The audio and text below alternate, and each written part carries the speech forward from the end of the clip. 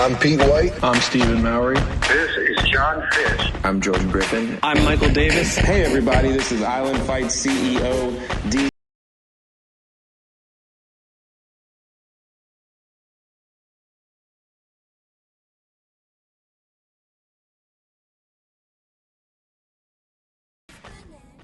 Hello, world. What's up, everyone? Happy today, tonight, good morning, whenever you're listening to this. What's up?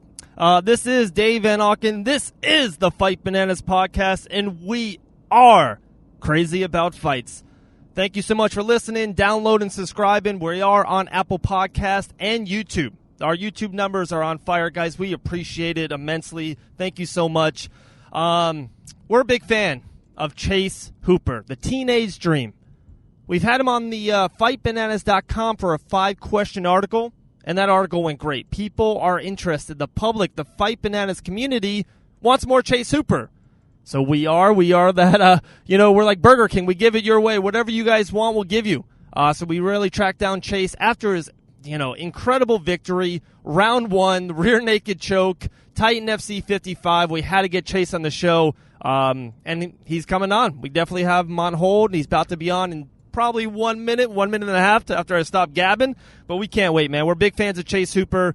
Dana White Contender Series win, an Island Fights win, a Titan FC win. He is UFC bound. They can't hold him down any longer, guys. Big fans, Chase Hooper, the teenage dream. All right, like I said, I don't want to waste his time or mine. Let's get bananas. All right, guys, I told you, on the line, our main man himself, Chase Hooper. How you doing, my man? Good. I'm just kind of enjoying the win and waiting to see what's next. Oh, okay. Let's get into that right away. Amazing performance by you. Definitely probably your toughest fight to date, I would, throw out there. First round finish. Took no damage. The face looks good. The hair still looks good, my man. How did you, going into that fight, that had to be your toughest fight to date, and to come out of that clean, you got to be very, very proud of your performance. Definitely. I feel like the last couple fights I've been more kind of coming into my own and being able to get a game plan and to get that to work. And I feel like Friday night was a good showing of that, especially with the caliber of opponent that I had to face. Yeah. It's definitely, I knew it was going to go one of two ways. It was either going to be pretty quick. I assumed it was going to be a quick fight either way, but it's always good to come out unscathed. No stitches or anything. Oh, for sure. I just had a couple fighters on the last 2 episodes, and they say, you don't get paid for time. They get paid for wins, and if you can get out of there quick and off to the next thing. You said it. You're like, what's next? My man, the UFC has got to be next. The Dana White Contender Series, great victory. That video went viral. That's something I do want to talk to you about as well. I feel like you have a really good connective tissue to your fans. Like, for some reason, if it's just you, it's your age, it's how you do talk to your fans. People connect with you right away. So let's kind of harp on that. Where do you think that comes from? I don't know. Maybe just because, I was a weird kid in high school, and everybody else relates with that. And you can definitely tell. I think part of it's definitely that I look like the guy who's going to get beat up, and then it's always a nice surprise to everybody that watches it when the guy that is the much less scary looking one ends up being the much better fighter. For sure. Undefeated. Never took a defeat. And I just think that the fans, they're drawn to you for one, winning, 2, the guy next door.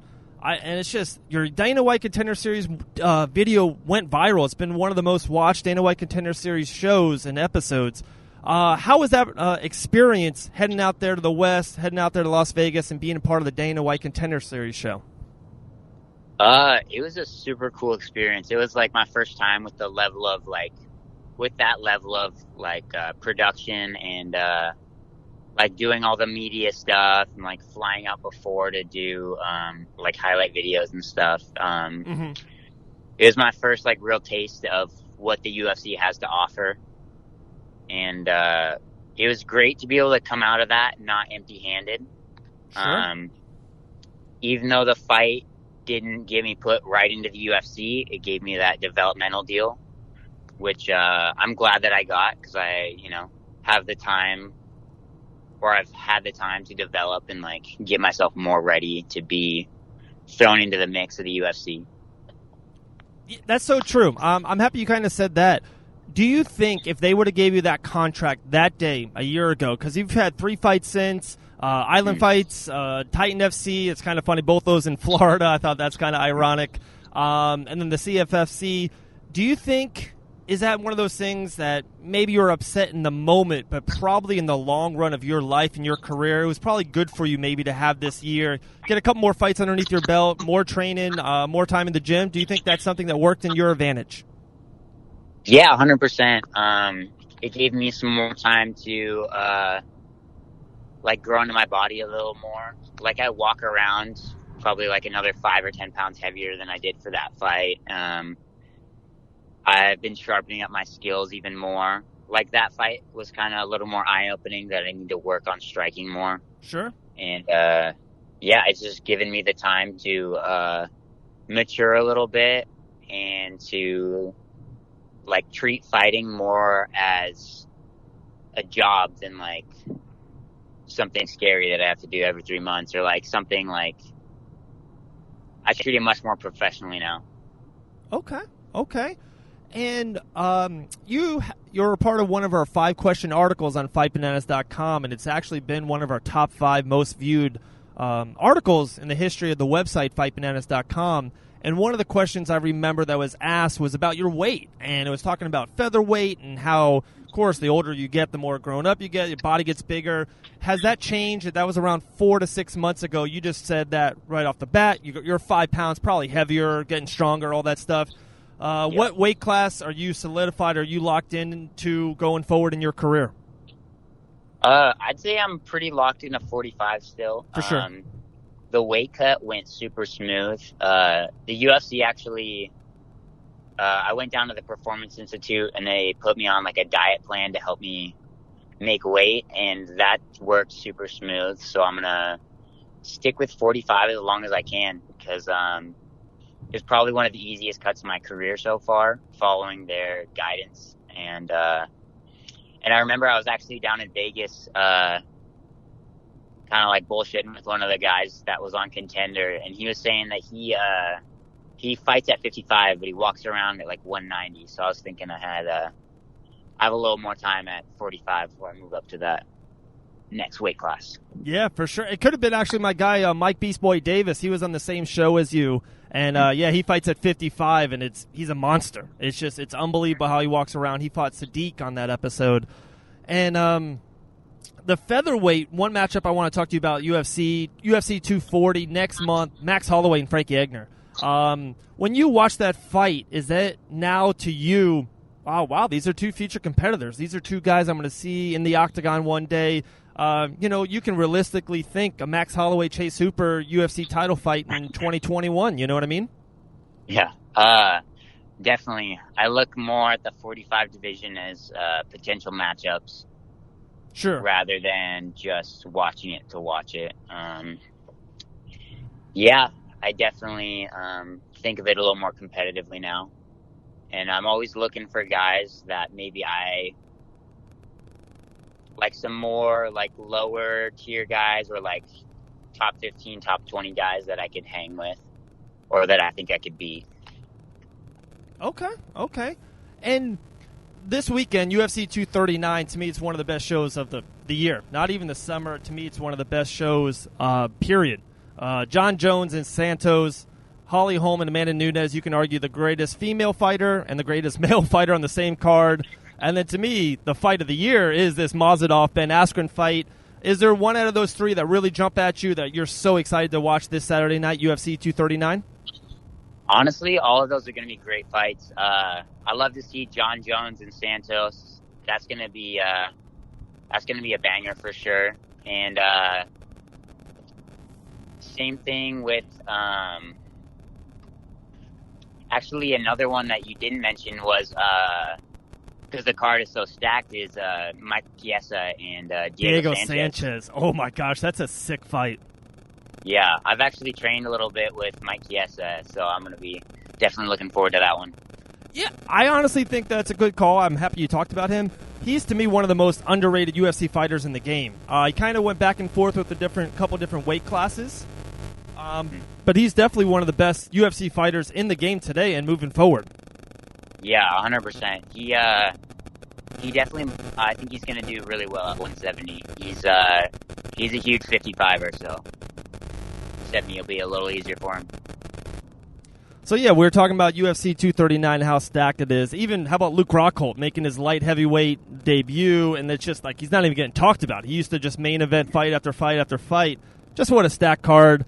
Are you UFC bound? Is it kind of just a UFC and bust right now, or you're okay? You would take another Titan FC fight, maybe even another, an Island Fights. I know they loved you a lot. Dean Chul down there in Pensacola, they were big fans of you. Is it right now for you? Is it UFC or bust? I'm definitely my coach is getting ready to talk to UFC and kind of see what they want from me next. If they want to bring me in for the next fight, that'd be great. If they want me to get another one or two outside, I'm 100% okay with that. As long as I get to fight in places that are warm and, Yeah. No Wyoming cards or anything. Absolutely. I'm telling you, Florida loves you, my man. Titan FC, Island Fights. I remember talking to you about the Island Fights 54, and it was just you're coming around spring break. It's like, come on, Yeah. they love you here in Florida. One question, I don't know if anyone's ever asked you, and I don't know if you ever thought about this, and, it's weird to think, do you think Sage Northcutt hurt you? Do you think his kind of downward spiral, if I can say, in the last 18 months, a couple losses in a row, do you think it kind of UFC execs go, hey, guys, let's slow down a little bit on Chase? I think it's more just like, I think it's actually kind of a benefit, is having a guy who, like him, got in super early, same as me. Mm-hmm. But just kind of seeing how it worked out for him, so that way we can make adjustments and get smarter fights, and kind of try to avoid some of the potholes that he kind of ran into. Sure, like as a map, you're using him as a map to kind of take your UFC career. Definitely, because I don't want to do just a couple years in the UFC. I want to stay in there for a while and make a name for myself and just kind of enjoy my time in there. Absolutely. A couple more questions, then we got a cool segment at the end. We call it Going Bananas, 10 fun questions, whatever on the top of your head. We'll definitely give you time, to shout out any sponsors, social media plugs, anything of that nature, coaches and stuff like that. One more hypothetical question. We're big sports fans. We love all kinds of sports. Right now, soccer's so in right now with the women's soccer just winning. They're about to go into the finals. And each sport, Chase, has a scoreboard. And I just keep on throwing it up. I've talked to so many fighters about this, and so many guys are like, wow, that's actually a brilliant idea. It's one of those wow, why hasn't this happened yet? Why isn't there an MMA scoreboard? And I'm not talking about changing the scores. It's still 10-9, 10-8. But at each event round, if you're in corner red, and if you win round one, boom, red 1-0, or 10-9 or 10-8, whatever it is. So you can see scoreboard. You can see the third round, or if you're in a fifth round fight. I just remember that Henry Cejudo, Demetrius Johnson, how close that was, and it was a title fight. Imagine if we knew it was tied going in the fifth round. Do you like the MMA scoreboard idea we have? That definitely sounds good. I think I could see someone like the UFC using that and then getting guys more motivated they're like, oh, I'm down a round, now I got to come back. And because if as far as rounds go, unless they're close, you can kind of tell if you won the round or sure if the other guy took it. But yeah, having some solid feedback where it's okay, I'm down 2 rounds now and I got to come out hard. It definitely, I think it definitely makes for better fights. Yeah. No, me too. Imagine Mike Perry knowing that he's down 2-0 and he's got to go all ham in the third round. I just think that's exciting as hell. One of the negatives I've heard is the opposite of that is, a fighter's up 2-0 and you think they're going to play more defensive, but same thing. Soccer, football, teams do a little bit of a safety back in the fourth quarter when they're up by 3 touchdowns. That's just a kind of part of the game. And to me, in mixed martial arts, I think you can say this more than anyone, you can't take your foot off the pedal. If you kind of play defensive or you kind of just play lackadaisical, you're going to get your ass knocked out. You know what I mean? It's just you just can't fight that way. Yeah, 100%. That, or you'll, end up with a boring fight and people won't want to watch you. 100%. Yeah. That's definitely a killer right there. You don't want that to happen. Definitely. Dana White's making that clear. He wants exciting fights, fighters, and he just wants to keep this momentum going because UFC's on fire. There's so many fights on the ESPN. That's going to be my last question, then I'll let you get those shout-outs to you before we go on bananas. With signing that ESPN deal, to me, as a fan and as a media member taking over, the MMA game, we're seeing ESPN. We're seeing like that Junior Dos Santos Francis fight on a Saturday. A week later, with one of the best UFCs of the year. We're seeing fight nights just popping up everywhere in different cities that would never get fights. Are you a big fan of this ESPN deal so far? 100%. It was super cool. I was actually in the airport flying back home, and I was able to watch the UFC card at like a sports bar. Like it's not something they had to get pay-per-view for. Like it was just on ESPN. Yeah. Or like if I go to my gym to lift weights and ESPN's on, it's like, oh, here's fights. Like there's definitely no problem with expanding the market and like expanding the accessibility of MMA. That's just going to keep growing the population of all the people that watch fights, and that's going to be better for everybody. 100%, man. I love it. I couldn't agree more. Here we go. Here's the time for you to shout out any sponsors, your social media plugs, anything you want to get off. The floor is yours. So my main social media is probably my Instagram, even though Instagram's down right now. I know, it's crazy. Hopefully it's doing a little better tomorrow or something. At choop556, so CHOOP 556. Okay. My main sponsor right now is CTRL Industries. They kind of keep me all supplied as far as jiu-jitsu stuff goes. Very cool. And, in my gym, Combat Sport and Fitness, anybody who's in the Seattle area should definitely come on out and train with us. Okay, definitely. Let's get that out there for sure. We'll definitely share a link for you. We'll definitely spread that Instagram out there for you as well, my man. All right, so here we go. We got 10 questions, all different. Whatever first thing that pops in your head, let's take it. You ready? All right. All right. Your favorite piece of technology? My phone, for sure. What's your lucky number? Probably 13, day I was born. Okay. Your favorite dessert? M&M's. Peanut butter or peanut M&Ms. Peanut M&Ms. Okay, the yellow box. What's more important to you, Wi-Fi or toilet paper? Probably Wi-Fi. Honest. What's your favorite item in your closet? Ooh, I got a sweet tiger jacket. I got it for like $50. So it's pretty cool. Okay. Who would play you in a movie about you? Ooh, probably that kid who's playing Spider-Man right now. Ooh. I heard a lot of people compare me to him. Tom Holland. He's a star. Yeah. Man, I love it. Okay. Who's your favorite teacher? Oof. I had my history teacher, Mr. Witzel. He was super chill. I love it. I like history, so. What's your favorite history like island? Is it a war? Is it like a time? Do you have like a favorite? Like, oh, that's just my jam. Oof. I like a lot of the old wars and stuff. Sure. Like World War II, Vietnam, or even just like the Roman era and like all that. Okay. Do you have a favorite sports team? Oof. I'm not big into most traditional sports, but probably the Dolphins because I like their mascot and their color theme. Hey, that's another Florida thing. Yeah. What's your biggest pet peeve? Oof. Probably when people try to pretend that they're more involved in stuff than they are. Like a lot of people will try to, I don't know, Like, you mean in the fight game or just in general? Just like in life, like someone's like, they tell you a story and it's like they're there. It's like, but then you hear the truth. They weren't even in the room, that kind of thing. Yeah, in general, when they're like talking about how they're friends with this guy, and then it's like the person's only met him like once and like stuff like that. Dude, that's actually a great one. I love social media and I love talking to people and getting through to people. But just because like you talk to someone one or two times through social media, it doesn't make you like best friends or brothers. You know what I mean? It's like, where's the contact? This is not what it is back in the day, Yeah, it's definitely a lot different now. What's your favorite clothing brand? Probably Vans right now. I got a lot of Vans in my closet.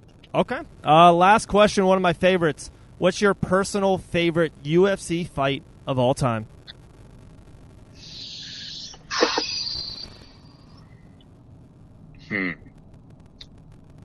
Probably, actually, this is one that I just watched recently again. It was Paul Felder and Mike Perry.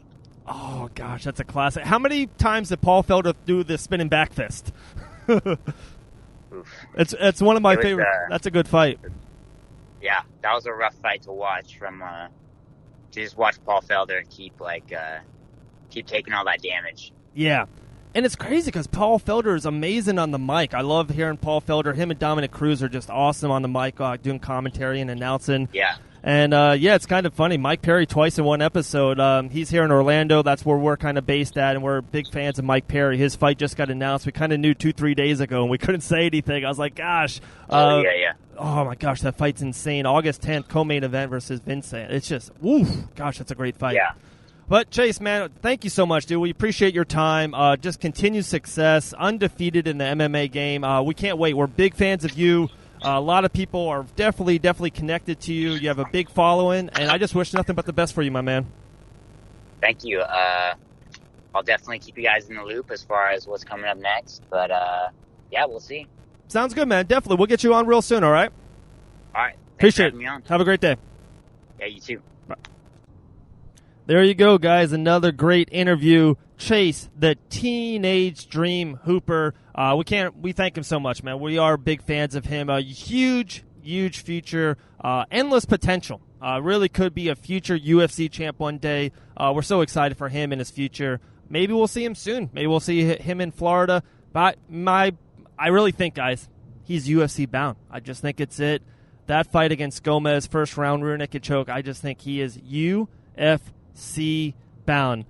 That's it, man. We appreciate it. We hope you guys have a great day. Check us out. Fight Bananas YouTube page. Check us out on Facebook, Instagram, and Twitter. The YouTube page has been on fire. This podcast you can download and subscribe on Apple Podcast. Have a great July 4th. Have a great weekend. Thank you guys so much. The Fight Bananas community. Keep staying safe. Stay blessed.